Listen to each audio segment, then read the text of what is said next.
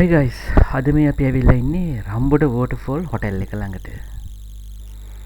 වෙනදට සාමාන්‍යයෙන් රම්බොඩ වෝටර්ෆෝල් එක බලන්න අපි යන්නේ පාර ළඟ වාහනේ නවත්තලා එතනින් වෝටර්ෆෝල් එක ළඟට. හැබැයි අපිට අද හම්බුණා ටිකක් අමුතු විදිහේ අත්දැකීමක්. මේ රම්බොඩ වෝටර්ෆෝල් හොටෙල්ස් ඇතුලෙන් තියෙනවා පාරක්. අපිට එතන ගිහිල්ලා පුළුවන් ලිෆ්ට් එකේ ඇතුළට යන්න.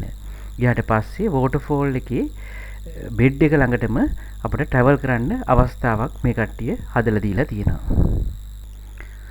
ඔන්න ෆැමිලි එකත් එක්කම අපි යනවා දැන් මේ වෝටර්ෆෝල් එකේ බෙඩ් එක තියෙන කොටසට.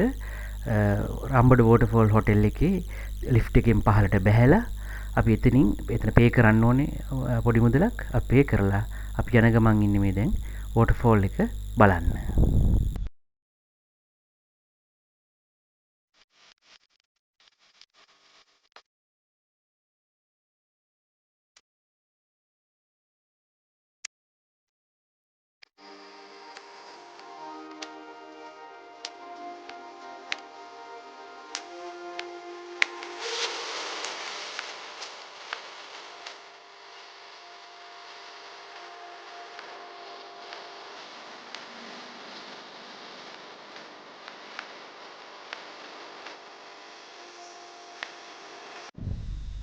අපි ආව රම්බොඩ ඇල්ල පාමුලටම.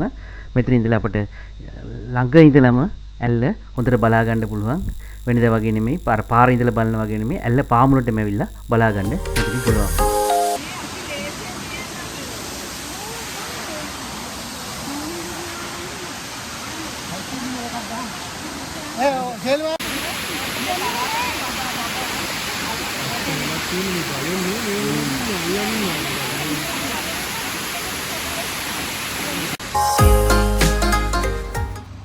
රම්බොඩ ෆෝල් හොටෙල් එකේ රිසෙප්ෂන් එකට අපි ආපහු ආවා.